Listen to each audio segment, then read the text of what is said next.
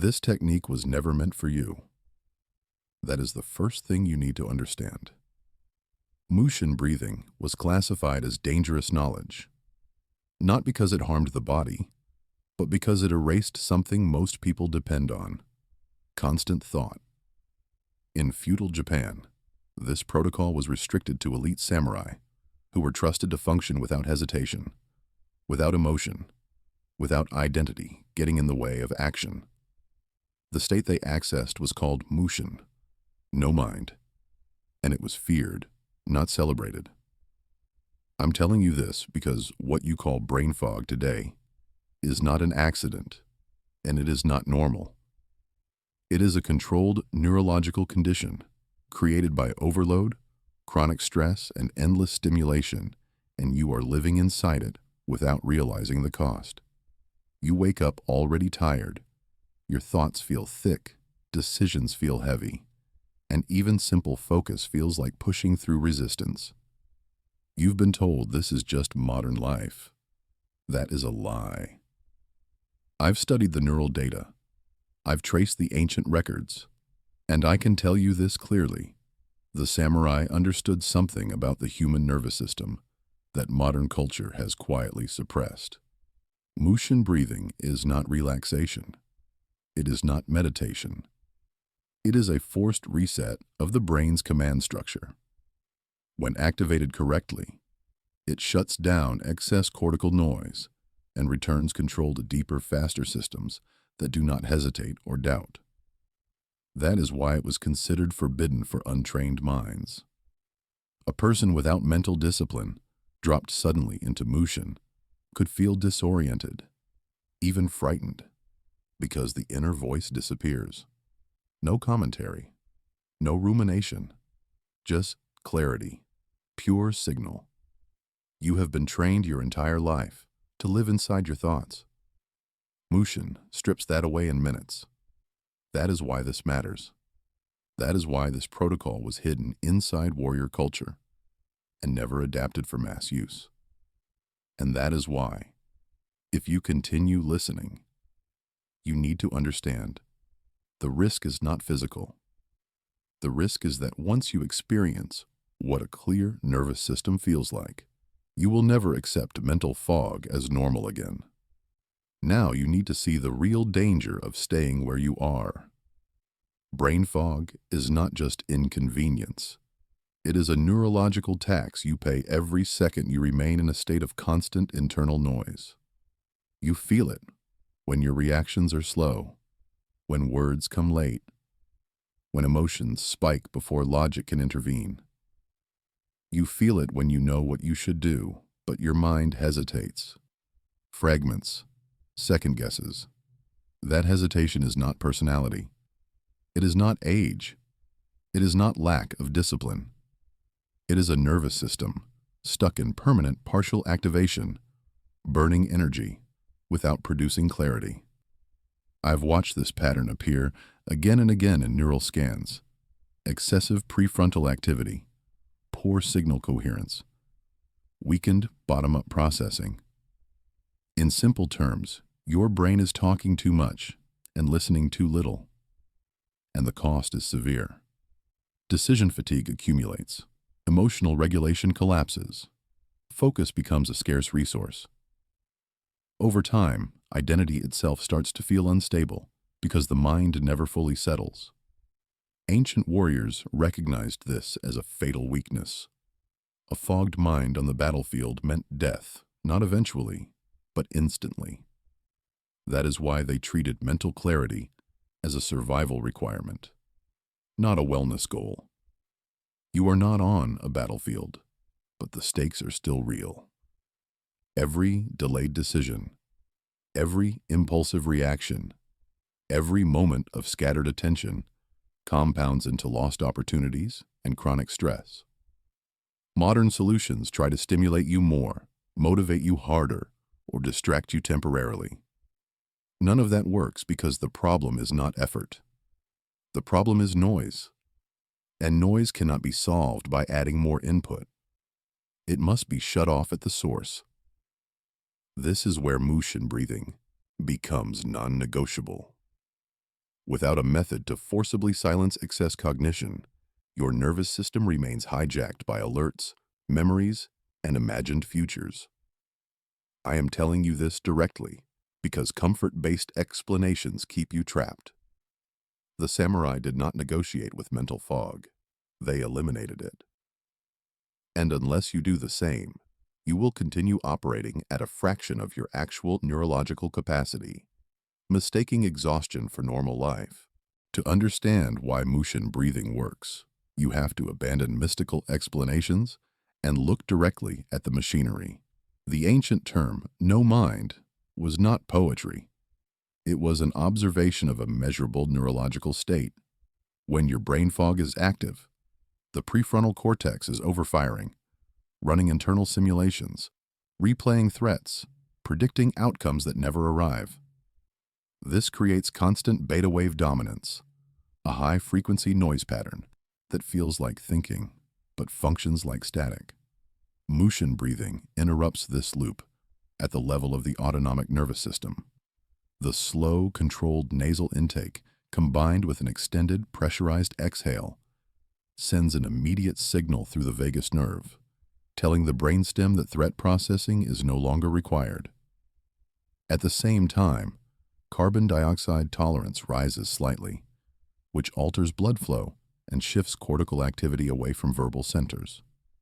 Within seconds, EEG readings show a drop in chaotic beta and a rise in coherent theta waves, the same pattern observed in elite marksmen, surgeons, and high-level martial artists right before peak performance. This is not relaxation. Relaxation lowers energy. Mushin reorganizes it. Think of your brain like a crowded command room, with everyone shouting orders at once. Mushin breathing does not calm the room. It ejects unnecessary voices and hands control back to the fastest operators.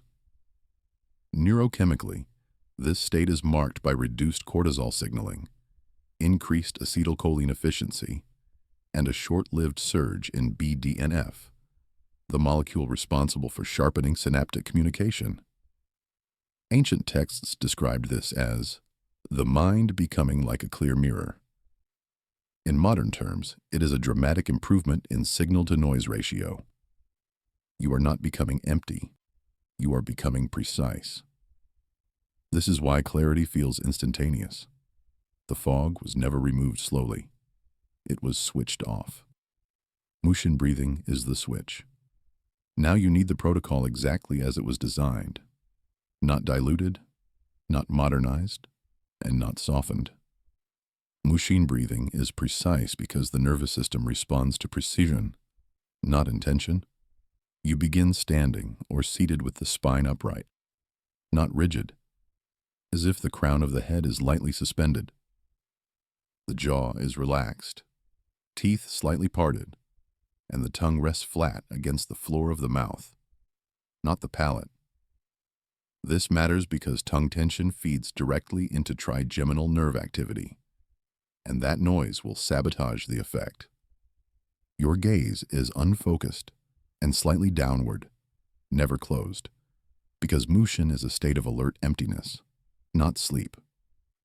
Inhale through the nose slowly for a controlled count of 4, feeling the breath expand low into the abdomen first, then the ribs, with almost no movement in the chest.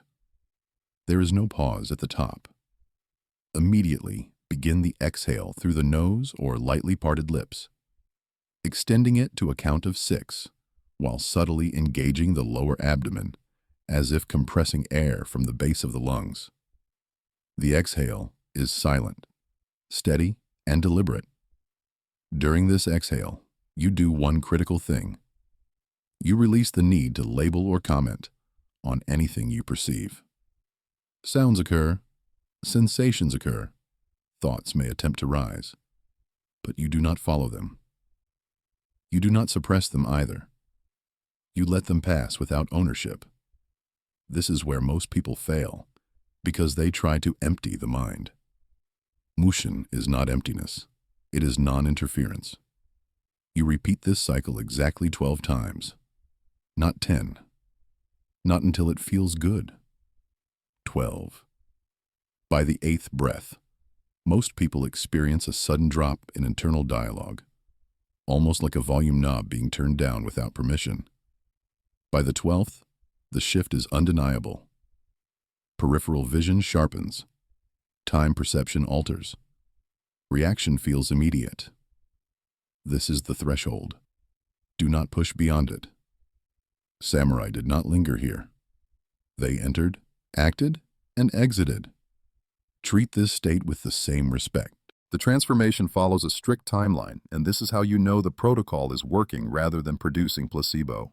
Within the first 30 seconds after the final breath, sensory priority shifts. You will notice sounds feel closer, edges appear sharper, and your body feels slightly heavier, yet more responsive, as if gravity has increased, but resistance has dropped.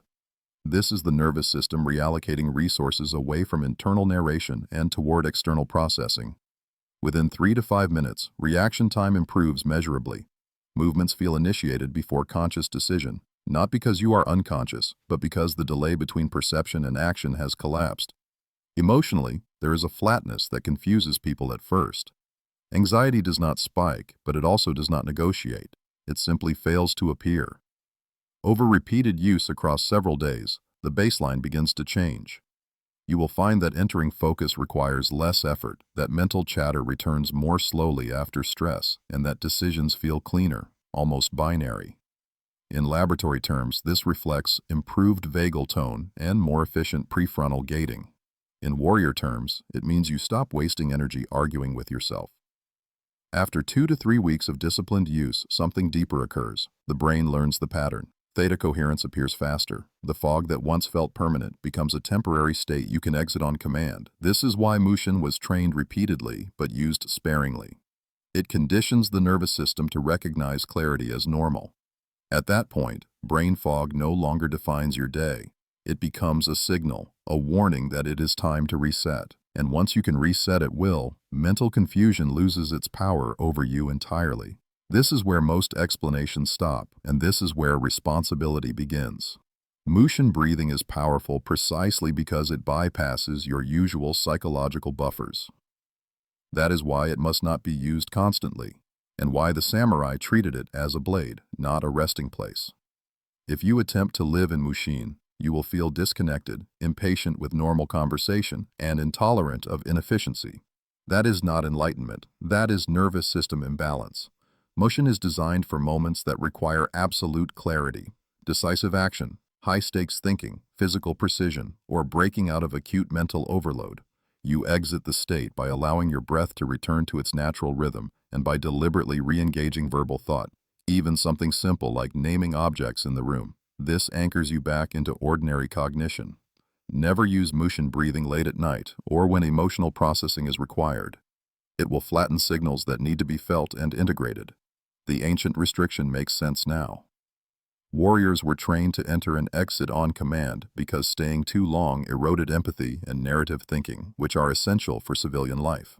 I emphasize this because misuse leads people to dismiss the technique as destabilizing rather than understanding its purpose.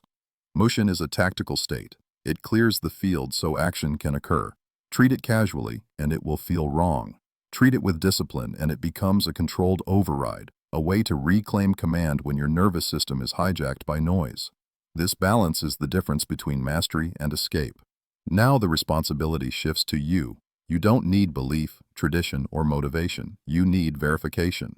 The challenge is simple and uncompromising.